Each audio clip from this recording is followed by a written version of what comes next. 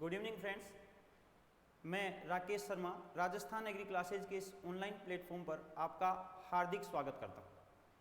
आज हम कृषि विज्ञान के एक बहुत ही महत्वपूर्ण टॉपिक के बारे में बात करने जा रहे हैं, जिसका नाम है वीड, खरपतवार। आपने ये शब्द कई बार सुना होगा और इसके बारे में कई जगह कई सोर्सों से आपने पढ़ा भी होगा, लेकिन सभी सोर्स से जब हम पढ़ते हैं तो हमें पता चलता है कि जो हमें मजबूत और हमारी जो तैयारी है उसको फिनिशिंग देने वाली जो कंटेंट है, जो चीज़ है, वो हमें किसी प्लेटफॉर्म पर मिल नहीं पाती है, एक जगह नहीं मिल पाती है, एक या दो लेक्चर में नहीं मिल पाती है। तो इसी का सॉल्यूशन लेकर आज हम आपके सामने आए हैं। वीड साइंस का बेसिक टू एडवांस लेवल की जो वीड साइंस है उसको हम डिस्कस करने वाले हैं। तो ये इसका पार्ट 1 होगा। आज की क्लास हमारी पार्ट 1 है, तो शुरू से लेकर बेसिक तक स्टार्ट करेंगे। तो सबसे पहले तो हम बात कर लेते हैं कि वीड जो शब्द है अपने आप में इसका मतलब क्या है। तो सबसे पहले हम बात कर रहे हैं वीड की।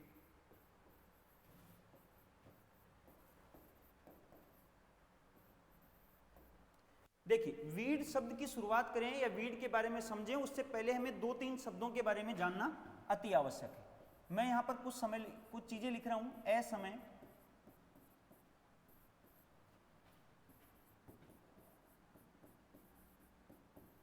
अवांछित,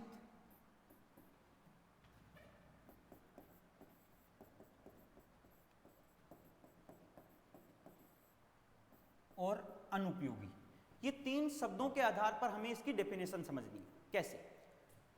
वे पौधे जो अवांछित होते हैं, वे पौधे जो क्या होते हैं? अवांछित होते हैं तथा बिना उगाए उग जाते हैं। जब हम इनको उगाना नहीं चाहते हैं उस समय ये उग जाते हैं तथा इनका कोई उपयोग नहीं होता है। वे सारे के सारे पौधे क्या कहलाते हैं? खरपतवार कहलाते हैं। लेकिन जैसे जैसे इस लेक्चर को हम आगे कंटिन्यू करेंगे तो हमें पता चलेगा कि इनमें से 1-2 शब्द ऐसे हैं जिनको ये क्वालिफाई नहीं कर पाते। कुछ वीड है जो क्वालिफाई नहीं कर पाते। जैसे समझते हैं, असमय की बात करें, अवांछित, सारे पौधे अवांछित होते हैं जितने भी वीड हैं। लेकिन अनुपयोगी की बात करते हैं तो सारे के सारे वीड अनुपयोगी नहीं होते। कई बार क्या होता है कि कुछ वीड अपने आप में बाई नेचर, बाई डिफॉल्ट क्या है, वो वीड है, लेकिन वो ऐसी जगह और ऐसा उपयोग लिया जाता है उसका कि वो वीड के संदर्भ में नहीं पढ़ सकते हम। जैसे हम बात करते हैं लूकस एस्पेरा की बात करते हैं, तो जब सर्पदंश का उपचार किया जाता है, यानी जहाँ सांप डस लेता है तो इसको घिसकर वहाँ लगाने से उसके विष को कमजोर कर सकते हैं हम। तो उसका प्रभाव को क्या करता है? ये नष्ट करता है। तो इसका मतलब ये हुआ कि ये अनुपयोगी तो नहीं है, ये अनुपयोगी तो नहीं है। लेकिन जैसे जैसे हम इस लेक्चर को आगे कंटिन्यू करेंगे तो हमें समझ में आएगा कि जो चीज़ें हैं उनको हम कैसे एक्सप्रेस कर पाते हैं, या जो शब्द हैं उनको कैसे तोड़ मरोड़ कर किसी भी तरीके का कोई सवाल अगर एग्जाम में पूछा जाता है तो किस तरीके से इसको हम सोल्व कर सकते हैं। तो सबसे पहले अगर बात करें तो इसकी परिभाषा की बात करते हैं। तो परिभाषा क्या हुई? वे सभी अवांछित पौधे जो बिना उगाए खेत में या फसल के साथ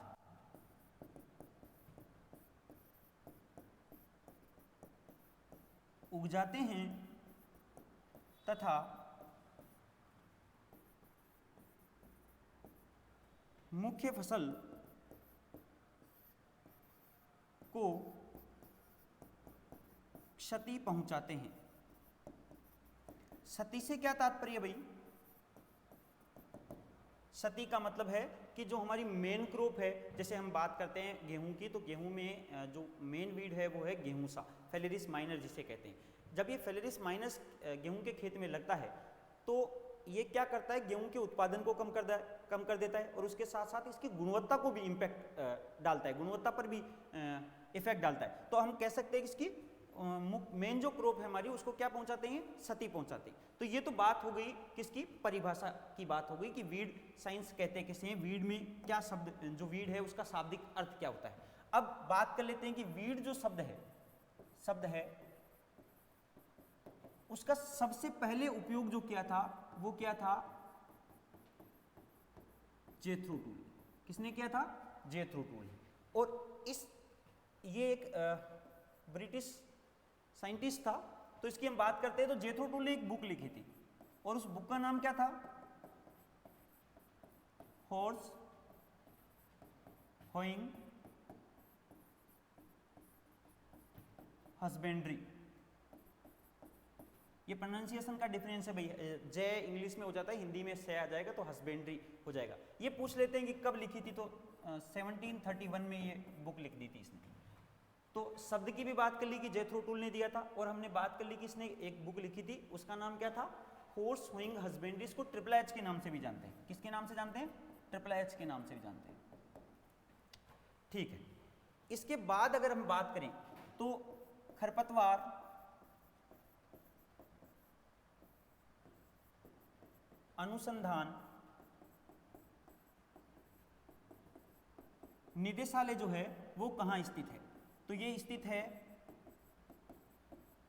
जबलपुर। जबलपुर कहाँ पड़ता है भाई? एमपी में। कब स्थापना हुई थी? 1988 में। 1988 में। तो ये हम बात कर रहे थे कि खरपतवार अनुसंधान निदेशालय जो है वो कहाँ है? डायरेक्टरेट ऑफ वीड साइंस की बात कर रहे हैं, जबलपुर एमपी में है। अगर हम बात करें कि किंग ऑफ वीड कौन है, खरपतवारों का राजा क्या है, तो यह है गाजर घास। क्या है? गाजर घास।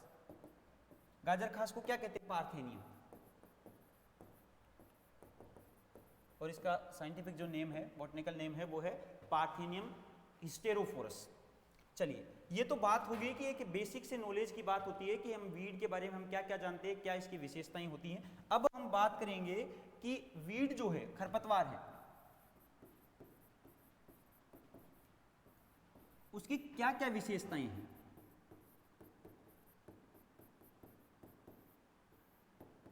तो जितना हम बेसिक जानते हैं वो पहले लिख लेते हैं, फिर एडवांस लेवल का जो है उसको हम बाद में देखते हैं। पहले हम बात करते हैं कि मुख्य फसल जो है, मुख्य फसल के साथ प्रतिस्पर्धा, कंपटीशन करता है। अब देखो ये किसके मामले में कंपटीशन करता है? अगर मैं बात करूं तो स्थान के लिए, प्रकाश के लिए,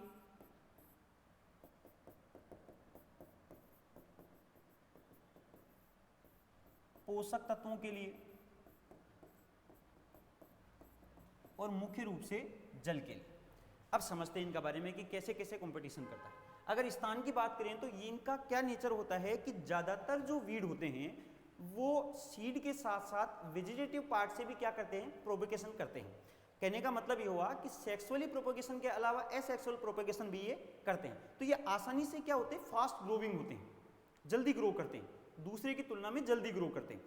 जो मेन क्रॉप है या मेन सीड है हमारा क्रॉप का, उसकी तुलना में बहुत ज़्यादा तेजी से ग्रोथ करते हैं। तो जब मेन फसल है उसको विशेष स्पेसिंग से हमने उगाया है, अब खरपतवार वीड ने उसका स्थान ले लिया है, तो अब ये जो मुख्य फसल उगेगी उसमें क्या हो जाएगी? जो डिस्टेंस हमने मेंटेन करी थी वो डिस्टेंस मेंटेन हो नहीं पाएगी, क्योंकि इसका स्थान किसने ले लिया है? खरपतवार ने ले लिया है। दूसरे की बात करते हैं प्रकाश। अब ये फास्ट ग्रोविंग किया है वीड ने, तो ये क्या करेगा? ये कवर कर लेगा, उस एरिया को कवर कर लेगा, जो स्पेस है बीच में उसको कवर कर लेगा। मेन फसल जब उगना प्रारंभ होगी तो उसको विशेष प्रकाश की आवश्यकता होती है। आप हमने आगे हम और एक लेक्चर लेंगे, उसमें हम पढ़ेंगे कि एसडीपी, एलडीपी, डीएनपी ये प्लांट्स होते हैं। तो जैसे हम खरीफ की बात करें, खरीफ के जो प्लांट्स होते हैं वो एसडीपी टाइप के होते हैं, कम प्रकाश की अवधि की आवश्यकता होती है। एलडीपी जो होते हैं वो सारे रबी क्रॉप्स होते हैं। जैसे गेहूं की बात कर लेते हैं तो वो एलडीपी प्रकार का है, उसको तापमान जो है वो 12 से 14 घंटे प्रकाश की आवश्यकता होती ही होती है। इतना प्रकाश तो चाहिए ही चाहिए उसको। अब इतना प्रकाश चाहिए और फास्ट ग्रोइंग की फेलेरिस माइनर उससे ऊपर ग्रोथ कर गया है और उसको कवर कर लिया एरिया, तो एरिया को तो वीट को जो टेम्परेचर मिलना चाहिए, वीट को जो प्रकाश टेम्परेचर नहीं सॉरी प्रकाश जो मिलना चाहिए वो प्रकाश उसको अनुपलब्ध हो पाता है। तो इसके कारण वीट जो है उसकी गुणवत्ता भी खराब होती है, जो प्रोडक्शन होगा उसका गुणवत्ता भी खराब होगी, और जो प्रोडक्शन का रेंज होगा वो रेंज अचानक से क्या होने लग जाएगा? गिरने लग जाएगा। कहने का मतलब यह हुआ कि वीट जो है वो स्थान के साथ, तो स्थान के लिए तो कंपटीशन करता ही है, इसके अलावा और प्रकाश के लिए भी कंपटीशन करता है। इसका मतलब यह हुआ कि प्रकाश पौधे को नहीं मिल पाएगा तो प्रकाश संश्लेषण नहीं कर पाएगा। जब फोटोसिंथेसिस नहीं कर पाएगा तो भोजन का निर्माण नहीं होगा। अब भोजन बनने का मतलब क्या है? ग्रेन का बनना। भोजन का मतलब क्या है? ग्रेन का बनना। तो जब भोजन नहीं बन पाएगा तो पौधा प्रोडक्शन नहीं दे पाएगा। अगर वो दे भी रहा है 19-20 तो इसमें क्या हो जाएगा? उसकी गुणवत्ता पर क्या प्रभाव पड़ेगा? विपरीत प्रभाव पड़ेगा। पोषक तत्वों की बात करें तो ये सारी एक दूसरे से रिलेटेड चीजें। अब देखिए हमने थोड़ी देर पहले बात करी थी कि फास्ट ग्रोविंग होते हैं, तेजी से वृद्धि करने वाले होते हैं, स्थान को कवर कर लेते हैं, मुख्य फसल को प्रकाश उपस्थित आने नहीं देते मुख्य फसल तक। तो ये क्या करते हैं? जमीन से अधिक पोषक तत्वों का अवशोषण करते हैं, क्योंकि इनकी जो रूट्स होती है वो डीप रूटेड होते हैं। कुछ प्लांट्स जैसे हम जवासा की बात करें, झड़बेरी की बात करें, तो इनकी जो जड़ें हैं वो 2-3 मीटर तक गहरी होती हैं। तो 2-3 मीटर गहरी होने के कारण ये आसपास के पोषक तत्वों को क्या कर लेती है? अब्जॉर्प्शन कर लेती है। जो मुख्य फसल की टैप रूट सिस्टम होता है ज़्यादातर, जैसे गेहूं की इनकी बात करें तो ये अधिक गहरी जड़ें होती नहीं है, इनमें अधिक गहरी जड़ें होती नहीं है। तो अधिक गहरी जड़ें हैं नहीं, तो ऊपर का तो इसने खरपतवार ने ले ही लिया, इसके अलावा डीप रूटेड होने के कारण नीचे से भी इसने पोषक तत्वों का अधिक अवशोषण कर लिया है। अब ज्यादातर जो खरपतवार होते हैं वो चौड़ी पत्ते वाले होते हैं। चौड़ी पत्ते वाले होने का क्या मतलब है? वो थोड़ा बहुत मॉइस्चर अगर है तो भी वो क्या रहते हैं? ग्रीन स्टेट में रहते हैं। इसका कारण क्या है? उनका जो रूट डेवलपमेंट है या रूट ग्रोथ है वो पूरी तरीके से डेवलप होती है भूमि में। तो आसपास जो भी मॉइस्चर है या जो भी न्यूट्रिएंट्स है उनका वो जल्दी से एब्जॉर्प्शन करते हैं, जिसके कारण मेन क्रॉप जो है उसको पोषक तत्वों की कमी होने लगती है। तो ये पोषक तत्वों के लिए भी कंपटीशन करते हैं और जल के लिए तो है ही, क्योंकि पोषक तत्वों का अवशोषण किसके साथ होता है? हमेशा जल के साथ ही होता है। जल के साथ ही जाइलम के थ्रू ही ऊपर जाएगा। तो ये इस तरीके से मुख्य फसल के साथ प्रतिस्पर्धा करते हैं। इसके अलावा बात करें तो हमने थोड़ी देर पहले बात करी थी कि कुछ खरपतवार होते हैं, इनकी क्या होती है? गहरी जड़ें होती हैं। इनकी जड़ें क्या होती हैं? गहरी। जैसे एग्जाम्पल भी दिया हमने झड़बेरी का और ज्वासा, ये दोनों फसलें हैं, इनकी 3 मीटर गहरी जड़ें होती हैं। कितनी? 3 मीटर तक गहरी जड़ें पाई जाती हैं। ये थोड़ी सी विशेष बात याद करने वाली है। और ये जो पौधे होते हैं, अधिकतर जो खरपतवार होते हैं वो कम समय में अपना जीवन चक्र पूरा कर लेते हैं। इसको थोड़ा और आगे समझेंगे। देखिए पहले लिखते हैं इसको, कम समय में जीवन चक्र पूर्ण कर लेते हैं। जो इनकी लाइफ साइकिल है वो शॉर्ट पीरियड में ही पूरी हो जाती है। और कभी कभार तो ऐसा होता है कि मेन क्रॉप हमारी स्टैंडिंग है अभी तक, और जो वीड था उसने अपनी लाइफ साइकिल को कम से कम 2 या 3 बार अपने रिवाइज कर लिया, 2-3 बार लाइफ पीरियड पूरा कर लिया। तो ऐसा भी होता है। तो हम बात करें थे, जैसे एग्जाम्पल की बात करें तो जो फेलेरिस माइनर है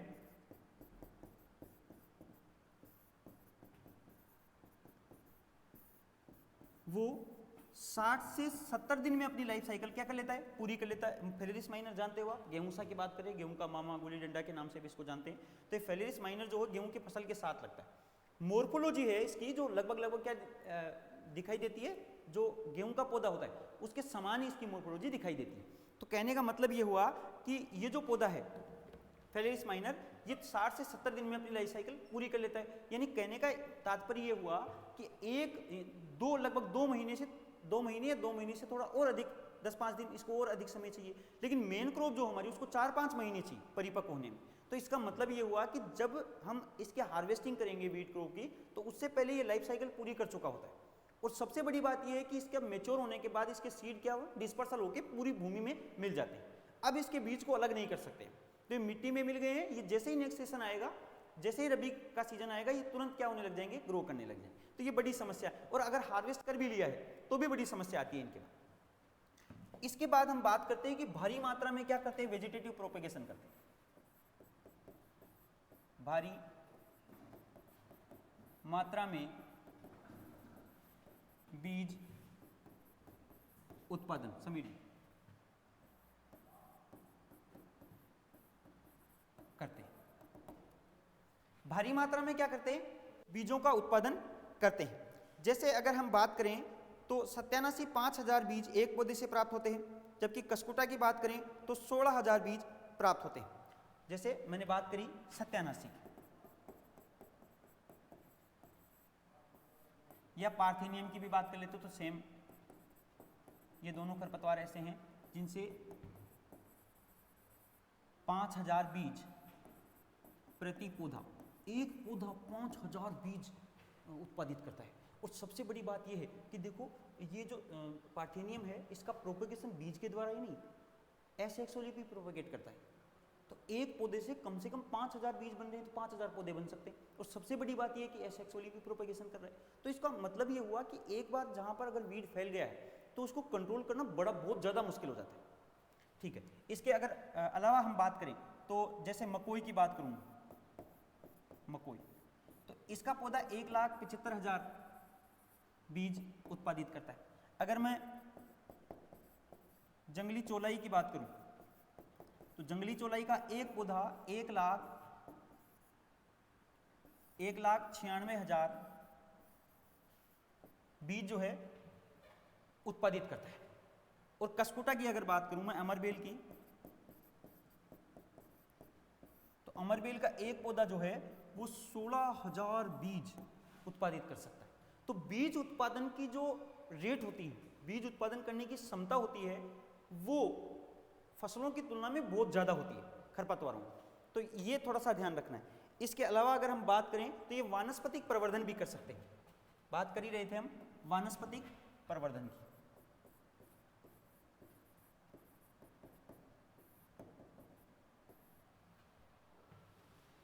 वानस्पतिक प्रवर्धन का मतलब क्या होता है? वानस्पतिक प्रवर्धन का मतलब है एसेक्सुअल प्रोपगेशन। इसका मतलब क्या होता है?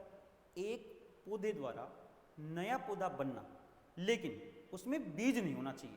बीज के अलावा कोई भी शारीरिक भाग है, कोई भी शारीरिक भाग है, जैसे क्या हुआ, तना हो गया, जड़ हो गया, पत्ती हो गई, या कोई भी शाखा हो गई, इससे एक नया पौधा बन रहा है तो उसको हम क्या बोलेंगे?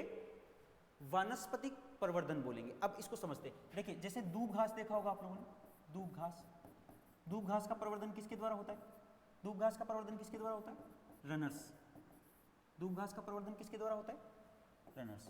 अगर मैं मोथा की बात करूं तो मोथा का प्रवर्धन किसके द्वारा होता है? राइजोम। तो बहुत सारे ऐसे खरपतवार हैं जिनका प्रवर्धन जो है वो बीज द्वारा होता है। और कुछ खरपतवार ऐसे भी हैं, या कुछ नहीं कह सकते हम इसको, बहुत ज्यादा कह सकते हैं कि बहुत सारे खरपतवार ऐसे हैं जिनका प्रवर्धन किसके द्वारा होता है? किसके द्वारा होता है? वानस्पतिक भागों द्वारा होता है। इसके अलावा और हम बात करें तो जॉनसन घास की बात करें, जॉनसन घास, तो जॉनसन घास का भी जो प्रवर्धन होता है वो किसके द्वारा होता है? राइजोम द्वारा होता है।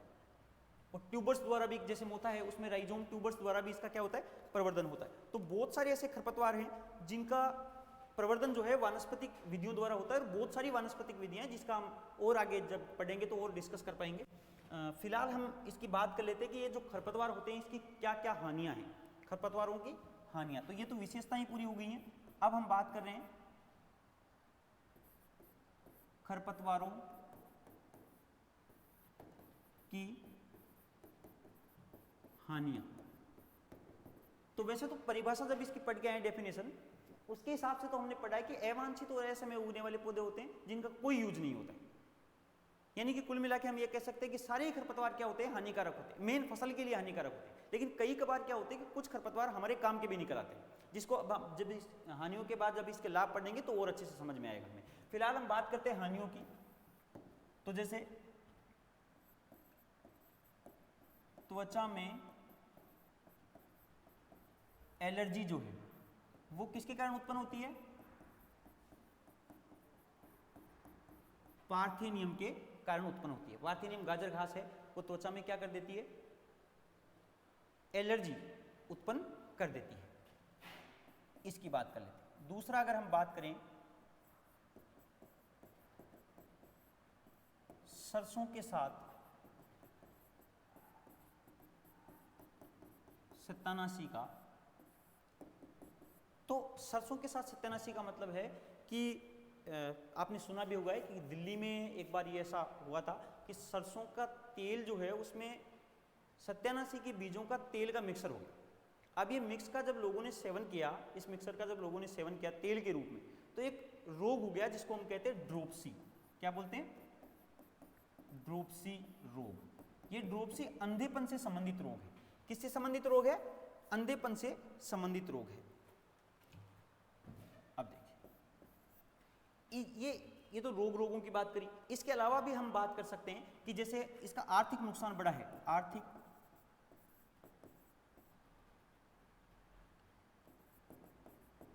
असंतुलन, वीट जो है वो आर्थिक असंतुलन पैदा करते हैं।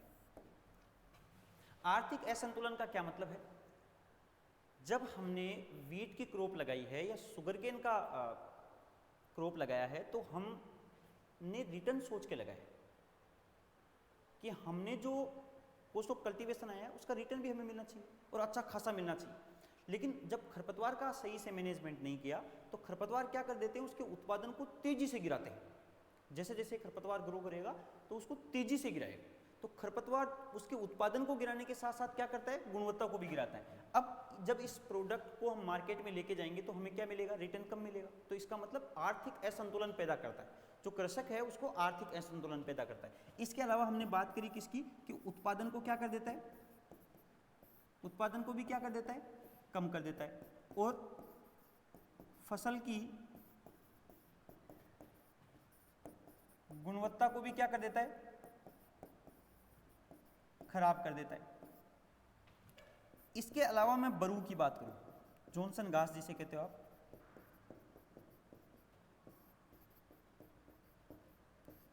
ये करती है HCN पैदा। क्या करती है, HCN, जिसे हाइड्रोसाइनिक एसिड कहते हो आप। तो ये क्या करती है, HCN उत्पन्न करती है, जो किसी भी जीव के लिए, जैसे कोई पशु है या मनुष्य है, तो उसके लिए क्या होता है, अत्यंत हानिकारक होता है। इसका अधिक मात्रा में सेवन करने से मृत्यु तक हो सकती है। तो ये जो है इसके बड़े सारे नुकसान हैं जिसकी हम बात कर सकते हैं। इसके अलावा और नुकसान की अगर मैं बात करूं तो जैसे जलकुंभी है, आइकोनिया क्रैप्सिस जिसे कहते हो आप, जलकुंभी है वो जल प्रदूषण का काम करती है। जल प्रदूषण का मतलब क्या है कि इससे निकलने वाली पत्तियां, झड़ने वाली पत्तियां, ये तो प्रदूषण करती हैं। इसके अलावा ये क्या करती है, जड़ों से ऑक्सीजन को खींचती है, अब्जॉर्ब करती है। तो उसके कारण क्या होता है, जो सी है या समुद्र है उसमें, जहाँ भी आपका जो पोंड है, जहाँ आप ये लगा रखे हैं, जैसे में मछलियाँ पाल रखी है, अगर उसमें ये जलकुंभी का प्रकोप हो जाए, बढ़ जाए, तो ये क्या करेगी, ऑक्सीजन लेवल क्या हो जाएगा, कम हो जाएगा। तो उसमें रहने वाले जो जंतु हैं उनके लिए असंतुलन हो जाएगा, उनकी तेजी से संख्या कम होने लग जाएगी, क्योंकि ऑक्सीजन लेवल कम हो गया है। अब जो उसमें जलीय जंतु थे, जलीय जीव थे, वो सांस नहीं ले पाएंगे। तो ये जल प्रदूषण का भी कारण है, जल प्रदूषण का कारण है। तो ये बहुत सारी चीजें हैं जिनके बारे में हमें, ये तो बात हो गई इसकी हानियों की। अब हम बात करते हैं लाभ की। किसकी बात करते हैं, लाभ की। तो खरपतवारों के ऐसे नहीं कि हमेशा हानियां होती हैं, कुछ खरपतवार ऐसे भी होते हैं जिनसे हमें बड़े अच्छे से लाभ होता है। जैसे हम बात करते हैं कांस की। किसकी बात करते हैं, कांस की। तो कांस क्या है, सेकेरम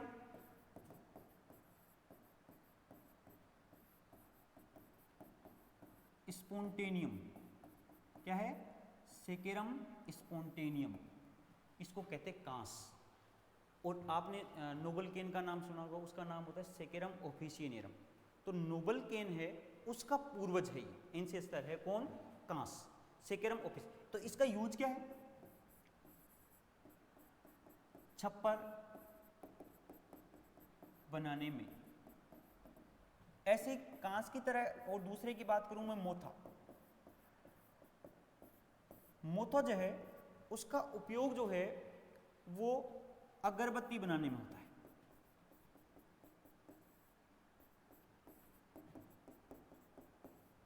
तथा इसके साथ इत्र जो होता है, सेंट जिसे कह रहे हो, इत्र बनाने में भी इसका क्या होता है, उपयोग होता है। इस तरीके से इसके लाभ हैं। अगर मैं दूब घास की बात करूं, दूब घास,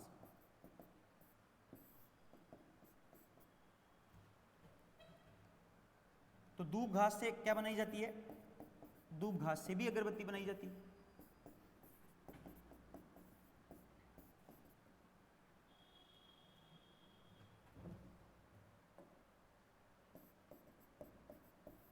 दूब घास से भी क्या बनाई जाती है, अगरबत्ती बनाई जाती है। और कई खरपतवार ऐसे भी होते हैं जिनसे भूमि सुधार होता है। क्या होता है, भूमि सुधार, भूमि सुधार कर सकते हैं। भूमि सुधार से क्या मतलब है भाई, जैसे एल्केलाइन टाइप की सोइल है, सैलाइन है या एसिडिक नेचर की है, उस सोइल का हम वापस रिक्लेमेशन कर सकते हैं। जैसे आपने सुना होगा नाम आक का, केलोट्रोपिस जिंजीटी, आपने सुना होगा नाम अड़ूसा का, आपने सुना होगा नाम ढेंचा का। तो ये मृदा सुधारक के रूप में भी काम में आने वाली चीज़ें हैं, काम में आने वाले खरपतवार हैं जिनका बहुत अच्छे से उपयोग हम करते हैं और करते आ रहे हैं। इसके अलावा हमने थोड़ी देर पहले बात करी थी सर्पदंश की। किसकी बात करी थी? सर्पदंश की। अगर सांप डस लेता है, किसी को सांप डस लेता है तो ल्यूकस एस्पेरा, हिंदी में इसको कह रहे हैं गुम्बा। क्या कह रहे हैं? गुम्बा। गुम्बा भी कहते हैं और गुमा भी कहते हैं, यहाँ ये थोड़ा सा ध्यान रखना है, गुमा और गुम्बा। तो ल्यूकस एस्पेरा का चूर्ण बनाकर पीस कर इसके जहाँ पर दंश हुआ है, जहाँ पर सांप ने डसा है, उस स्थान पर लगाने से जल्दी इसका विष का असर क्या हो जाता है? खत्म हो जाता है। ठीक है, तो आज हमने बात करी है वीड की, वीड की परिभाषा की बात करी है, इस शब्द की बात करी है, इसके अलावा इसकी विशेषताओं की बात करी कि क्या क्या इसकी विशेषताएं होती है, क्या क्या इसके नुकसान हैं, इसके बारे में हमने बात करी है, और क्या क्या इसके फायदे हैं, इसके बारे में भी हमने बात कर ली। तो आगे जैसे जैसे ये पार्ट 1 था, आपके सामने पार्ट 2 आएगा, पार्ट 3 आएगा। जैसे जैसे हम आगे की ओर बढ़ेंगे तो आपको समझ में आएगा कि किस टाइप के क्वेश्चन बनेंगे। और एक और चीज़ मैं आपको बता देना चाहता हूँ कि जैसे ही हमारा लेक्चर कंप्लीट होगा, पार्ट 1, पार्ट 2, पार्ट 3 या कितने भी पार्ट में कंप्लीट होता है, उसके बाद इसी चैप्टर से हम एक आपके लिए प्रश्नोत्तरी लेके आएंगे। तो ज़्यादा से ज़्यादा ऐसे जो सेशन होते हैं उनको आप शेयर करें। सब्सक्राइब तो कर ही लिया होगा आप लोगों ने, अपने जितने भी फ्रेंड्स हैं उनके साथ शेयर करें। धन्यवाद।